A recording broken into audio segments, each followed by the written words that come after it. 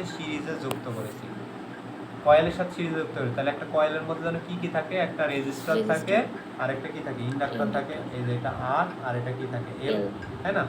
আচ্ছা, তাহলে এর সাথে একটা বাল্বকে কি করেছে দেখো সিরিজের সঙ্গে, এটা বাল্ব, এটা কি আমাদের বাল্ব, এই বাল্ব 100 ওয়াট আর 110 ভোল্টের, এই যে হয়েছে সংযুক্ত করে 230 ভোল্টের এসি সাপ্লাই দিছি। তাহলে এখানে কত 230 ভোল্টের এসি সাপ্লাই দিছি।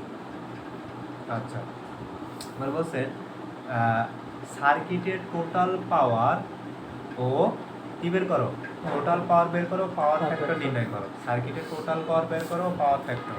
আর টোটাল পাওয়ার মানে অ্যাক্টিভ পাওয়ার, টোটাল পাওয়ার মানে কি ছিল অ্যাক্টিভ পাওয়ার, আর পাওয়ার ফ্যাক্টর বের করতে হবে সার্কিট। হ্যাঁ, এখন একটা ক্লু দেওয়া আছে, এই দুটোই উত্তর বের করতে হবে। একটা ক্লু দেওয়া আছে আর একটা ক্লু বলছে চোখ কয়েলের রিঅ্যাকট্যান্স ও রেজিস্ট্যান্স অনুপাত 10। তারপরে এখানে রেজিস্ট্যান্স আর রিঅ্যাকট্যান্সের অনুপাত কত দেওয়া আছে 10।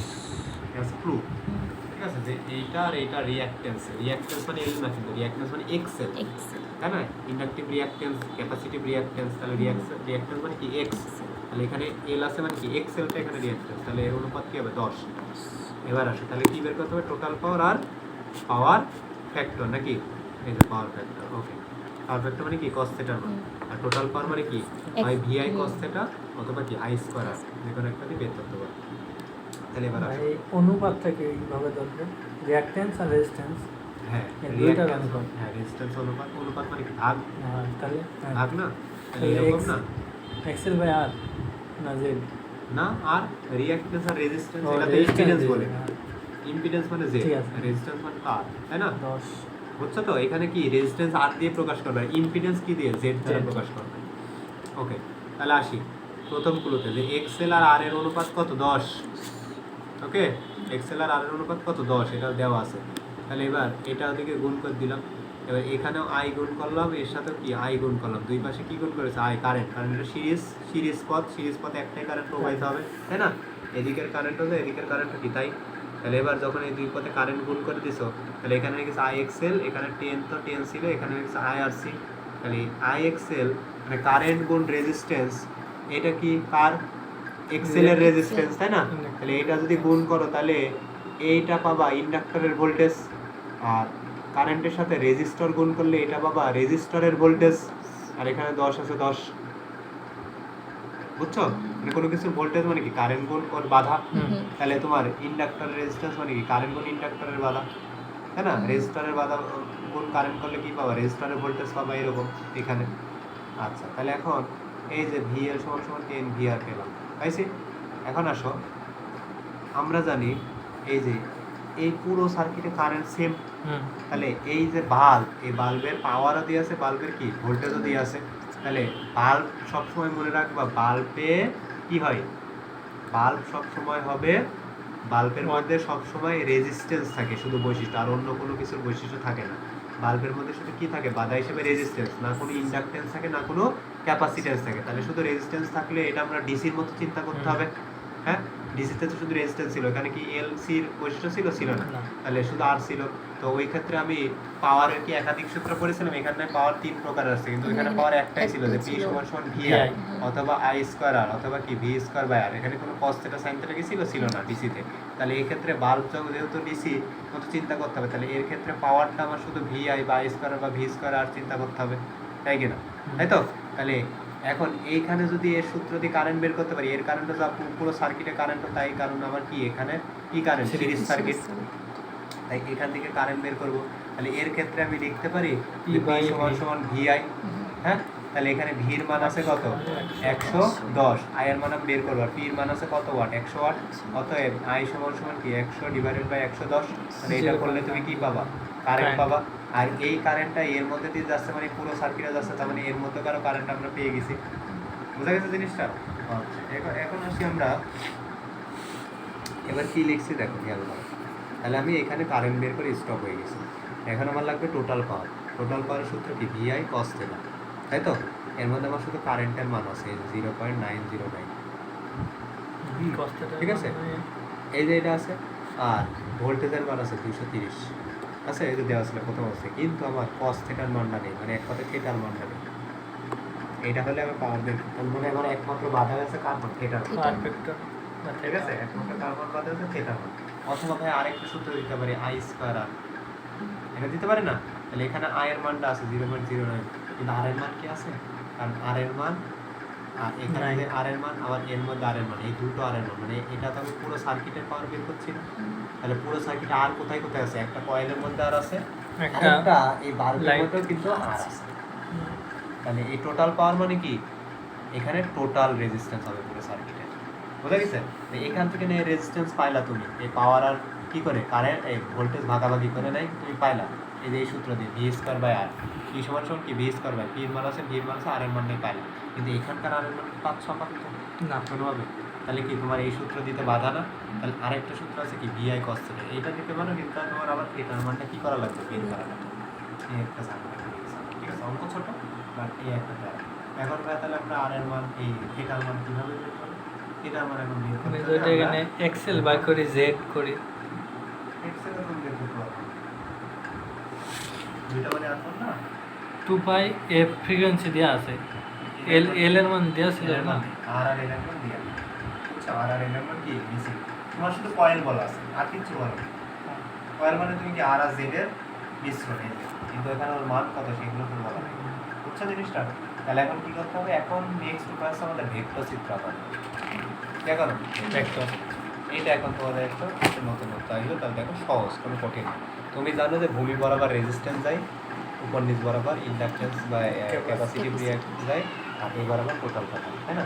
এবার আসো, তাহলে এই জায়গায় আমি কি জানি একটা সমীকরণ সাজাইছিলাম, এল সমান সমান ভি এক্স এর সমান টেন ভি আর, তাই তো? এটা সাজাইছিলাম, মনে আছে? আচ্ছা, এবার আসো তাহলে, এবং আমার টোটাল ভোল্টেজ আমার হাতে আছে, আছে না? আবার এখানে ইয়ের ভোল্টেজও আছে, আর ভোল্টেজ বাল্বের ভোল্টেজও আছে। তাহলে আমি ভোল্টেজ নিয়ে যদি ছবিটা আঁকাই তাহলে আমার জন্য সব দিক থেকে ভালো হবে, কারণ ভোল্টেজের মানগুলো আমার আছে।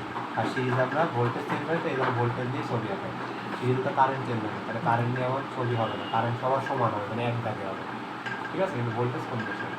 তাহলে এবার আসো, তাহলে যখন আমরা এই চিত্র আঁকাবো তাহলে প্রথমে আসি, প্রথমে এইটুকু চিন্তা করবে, মানে এইটুকুর মধ্যে রেজিস্ট্যান্স আছে, এত কিছু ভোল্টেজ ড্রপ খাবে, তাহলে ওইটা দিলাম ভি আর, এবং সংকেত দিলাম সি, মানে কয়েলের আর, কি দিলাম? কয়েলের আর, বুঝছো নাকি বুঝলি? কয়েলের আর্ট দিলাম। হ্যাঁ, মানে এখানে তো ভোল্টেজের চিত্র আঁকাবো, এই চিত্রটা কার আঁকাবো বললাম একটু আগে? ভোল্টেজের চিত্র ভোল্টেজের আঁকাবো না? চিত্র আঁকাবো। হ্যাঁ, ভোল্টেজের কি আঁকাবো? ভোল্টেজের কি ডায়াগ্রাম আঁকাবো বললাম? Vector vector diagram. আমরা ডায়াগ্রাম। এখন ভেক্টর ডায়াগ্রাম আঁকানো শিখাবো। এই ভেক্টর ডায়াগ্রামের সাহায্যে আমরা কি বের করা শিখবো বলো তো? এই যে cos থিটা কিভাবে বের cos করছি থিটা, সেটা থিটার আমরা মানটা। দেখতে হবে, হ্যাঁ? তাহলে এবার আসো, তাহলে খুব ভালো করে শিখতে হবে ভেক্টর ডায়াগ্রাম। তাহলে আমরা জানি রেজিস্টার ভূমি বরাবর যায়, সেটা রেজিস্টারের কারেন্ট হোক, শুধু রেজিস্টার হোক কিংবা রেজিস্টারের ভোল্টেজ হোক, ঠিক আছে? তাহলে এখন আমি ভোল্টেজের চিত্র আঁকাচ্ছি কেন? কারণ আমার বেশিরভাগ সবার ভোল্টেজের মান নেওয়ার আছে, এইটা আছে, এখানে ভোল্টেজের তুলনা করছি, এখানে আমার বাল্বের ভোল্টেজ আছে, এই কারণে, ঠিক আছে? এখন তাহলে ভোল্টেজের যদি চিত্র আঁকায় তাহলে এই বরাবর রেজিস্ট্যান্স যায়, তাহলে ভোল্টেজের চিত্র আঁকালে এই বরাবর আমার ভোল্টেজের রেজিস্ট্যান্সের এই রেজিস্ট্যান্সের ভোল্টেজটা যাবে, হ্যাঁ? এই বরাবর শুধু রেজিস্ট্যান্স যায়, তাহলে এই হ্যাঁ। বরাবর রেজিস্ট্যান্সের কারেন্টও যাবে, এই বরাবর রেজিস্ট্যান্সের কি ভোল্টেজও ভোল্টেজও যাবে, যাবে। সেরকম, ঠিক আছে? এই ব্যাপারটা, তাহলে এই বরাবর যায় ভূমি বরাবর। এবার ইন্ডাক্টরের যে ভোল্টেজটা সেটা কি ভূমি বরাবর যাবে? না, সেটা কোন বরাবর যায়? ইন্ডাক্টরের উপরের দিকে। হয়েছে? এবার এই দুটো যখন তুমি যোগ করবা তখন কি পাবা? এই দুটো সম্মিলিত ভোল্টেজ, মনে করো ভি কয়েল, এই টোটালটার ভোল্টেজ পাবা, হয়েছে? এবার এর সাথে সার্কিট আরো একটুকু আছে, এর মধ্যে একটা রেজিস্ট্যান্স আছে, কার রেজিস্ট্যান্স? বাল্বের, বাল্ব তাই না? তাহলে সেখানে একটা ভোল্টেজ হবে, তাহলে সেই ভোল্টেজটা কত নিচ্ছে এখানে? 110, তাই না? 110 ভোল্টেজ, তাহলে এখানে কি হবে? 110, হয়েছে? এবার এই ইন টোটালটা, এই ইন টোটাল ভোল্টেজটা, এই ইন টোটাল হলো কোনটা? এটা, হয়েছে? এর ইন টোটাল ভোল্টেজ হলো কি? এই যে কয়েলের ভোল্টেজ, আর এর ভোল্টেজ হলো কত? 110, মানে 110 আর ইন টোটাল মিলে হবে আমার কত? 230। 230।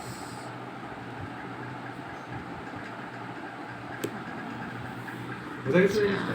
এবার আসো, তাহলে এখানে একটা ছোট ত্রিভুজ তৈরি হয়েছে, ছোট ত্রিভুজ, আবার একটা এই ইন টোটাল একটা কি তৈরি হয়েছে? বড় ত্রিভুজ তৈরি হয়েছে, তাই তো নাকি? আচ্ছা, তাহলে এখন ছোট ত্রিভুজে একবার আমরা পিথাগোরাসের উপপাদ্য অ্যাপ্লাই করব, বড় ত্রিভুজে আমরা একবার পিথাগোরাসের উপপাদ্য অ্যাপ্লাই করব। এখন তোমার লাগবে cos থিটার মান, বুঝো? cos থিটা তুমি যেন কবরে ভূত আছে, ভূমি ভাগ অতিভুজ, বুঝো? তাহলে এখানে ভূমি মানে কি? ভি আর সি। 110 শুধু কি এইটুকুই? না, পুরাটা। হ্যাঁ, আর ডিভাইডেড বাই অতিভুজ কত?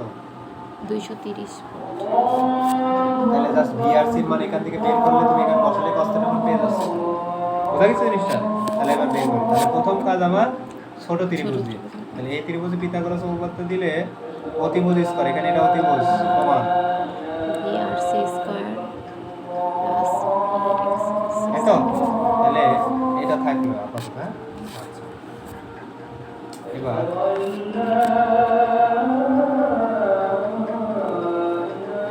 VXL সমান সমান 10 BRC ছিল, তাহলে এখানে 10 BRC বসাতে পারি এই জায়গায়। আর এখানে 10 BRC ছিল কি এইটা সমান না, এবার এর মাথায় কি আছে স্কয়ার স্কয়ার আছে, স্কয়ার আছে না, তাহলে এটা কি হবে এটা আছে না স্কয়ার, এই পাশে থেকে কি হবে রুট এটা আছে। পরেরটা আসি ইন টোটালটা, তাহলে ইন টোটালটা কি 230 স্কয়ার অতিভুজ স্কয়ার, তাই না? তাহলে কি হবে ভূমি স্কয়ার, ভূমি এই দুটো মিলে প্লাস কি, তাহলে এটা করাই লাগছে না, কেন করা লাগবে না? ওটাই তো বললাম। এই ক্লু দিয়ে আছে তাই জন্য, তো দিয়ে অন্য অঙ্কে ক্লু দেওয়া থাকে না, এটা এভাবে বের করে নিয়ে আসতে হয়। এটা তাহলে আমরা তো করলাম না, আর সরাসরি বড়টা দিলাম, তাহলে বড়টা কি অতিভুজ ভূমি লম্ব। এবার এখানে তো ভাইয়া দুইটা আননোন হয়ে যাচ্ছে, আমার একটা আননোন লাগবে, তাহলে দেখো VRC প্লাস 110 স্কয়ার প্লাস এই VXL এর জায়গায় আমি কি বসাবো 10 দিয়ে 10 আছে, তাহলে স্কয়ার করলে কি 100 হয়েছে, এখানে কি থাকবে 200। এবার দেখো এই পুরো সমীকরণে VRC বাদে কোনো কিছু আননোন আছে, তাহলে ইকুয়েশন দিলে কার মান বের VRC, VRC এর মান যদি এখানে বসাও তাহলে কার মান পাবা cos θ Cos θ পাবা। এবার তুমি দিবা কি VI cos θ, এর মান আছে, এর মান আছে, cos θ এর মান আছে, শেষ হয়েছে। এবার পাওয়ার ফ্যাক্টর বের করতে বলেছে, পাওয়ার ফ্যাক্টর মানে কার মান cos θ এর মান, তাহলে cos θ এর মধ্যে এখান থেকে পাচ্ছই, এখান থেকে পাওয়ার ফ্যাক্টর। এবার কি হবে দেখো তো, এই সার্কিটে কোনো জায়গায় ক্যাপাসিটর ব্যবহার করে নেই, কয়েল ব্যবহার করে, তার মধ্যে ইন্ডাক্টর আছে, তাহলে এটা কি হবে, ইন্ডাক্টর কি করে ল্যাগ করে না লিড করে, ইন্ডাক্টর ল্যাগ করে ল্যাগ, এর জন্য এখানে ল্যাগ। বুঝা গেছে? রড বুঝছো নাকি? ভাই আপনি কি বিমান বের করে নিয়েছেন নাকি আলাদাভাবে 220 মানে ভেক্টর করার সময় আলাদাভাবে বের ওরা করছেন? ইয়ে করছে a plus b whole square কি অবস্থা?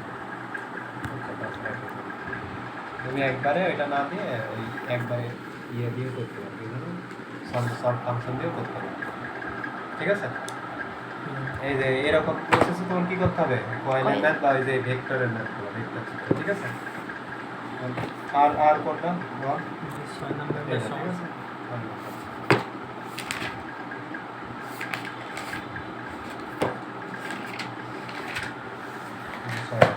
এখন দেখো খাতা কলম না করলে তুমি এখন এটা থেকে বুঝবা। হ্যাঁ বলছে নিম্নোক্ত সার্কিটের বলছে জেড কয়েল বের করো, এক্সএল, আর coil, B coil, total. Z coil মানে কি কয়েলের ইম্পিডেন্সের মান, হ্যাঁ হ্যাঁ বসো যেখানে ভিতরে রুমে বসো, লাইট টাইম দিয়ে। আর কয়েলের এই কয়েলের কি রেজিস্ট্যান্স, তাই না? তারপরে কি কয়েলের কি পাওয়ার, আর এটা কি টোটাল সার্কিটের পাওয়ার, বুঝো? তাহলে এখানে একটা কয়েল আছে, সেই কয়েল কি কি মিলে গঠিত, এই যে এ আর এনটা মিলে কয়েল গঠিত, কারণ আমরা জানি একটা আর এন এর সঙ্গে কি গঠিত হয়, কয়েল গঠিত হয়, তাই না? আচ্ছা, তাহলে এবার এর ভোল্টেজ যেহেতু 200, এর ভোল্ট শুধু আর এর আরও একটা বাইরে একটা রেজিস্ট্যান্স আছে, তার ভোল্টেজ দিয়েছে 125, আর টোটাল কারেন্ট যায় কত 5 অ্যাম্পিয়ার, তো মোট ভোল্টেজ কত 250, তাই তো? এখন আসো তাহলে আমাদের এখানে এই ভেক্টর না, তাহলে আমরা সমাধান করতে পারবো না। একটা সুপার কার্বন বের করছি, দেখবা আগে দেখো কীভাবে কী হচ্ছে। তাহলে এখানে আর এর মধ্যে আছে নেই, আর এর সাথে ভোল্টেজ আছে, আর এখান থেকে যে কারেন্ট আছে সেটা তো সবার মধ্যে যাচ্ছে, এর মধ্যেও যাচ্ছে, তাহলে আর সমান সমান কি ভি ওর ভি ডিভাইডেড বাই কি ওর আই। তাহলে এটা করে আমি কার মান বের করবো, আর এর মান বের করতে হবে। এবার আমার বের করতে হবে কার মান, ধরো জেড কয়েল, এটার জেড, এইটার জেড বের করতে হবে, হ্যাঁ?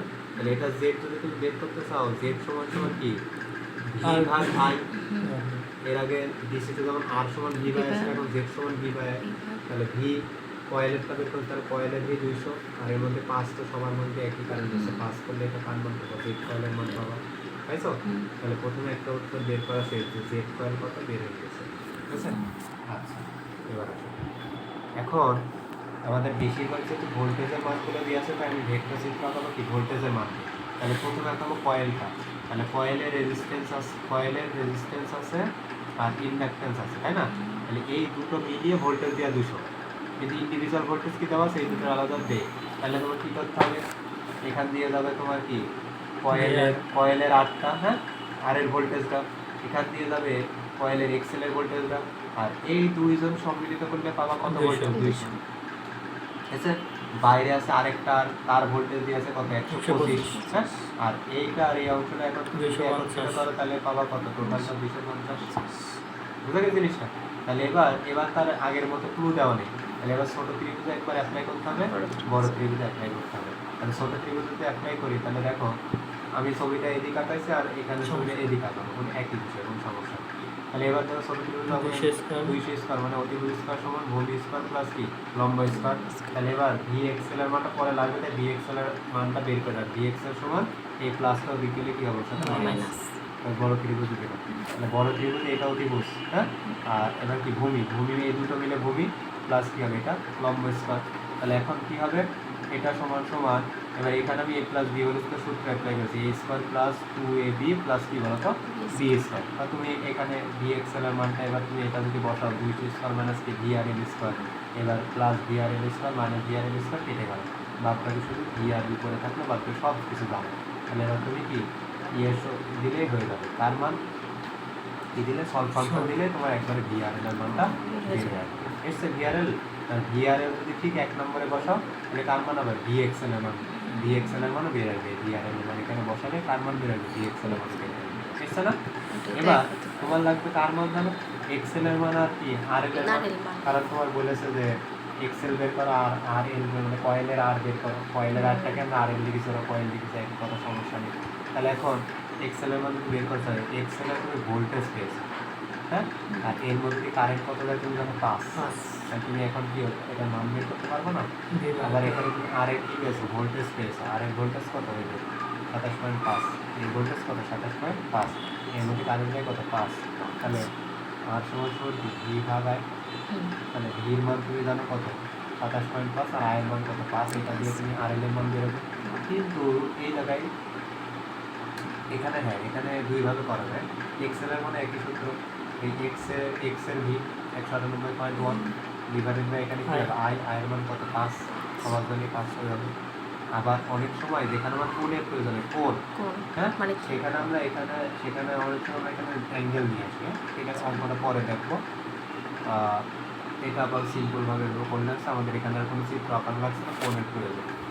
আচ্ছা, তাহলে এক্সেল এর মান পেলাম, আর এর মান পেলাম, মানে কি এই কয়েলের এক্সেল পেলাম আর কয়েলের কি পেলাম? আর পেলাম, পাইছি? এবার বলছে আর প্রথমে কিন্তু জেড কয়েল পেয়েছি, টোটালটা পেলাম।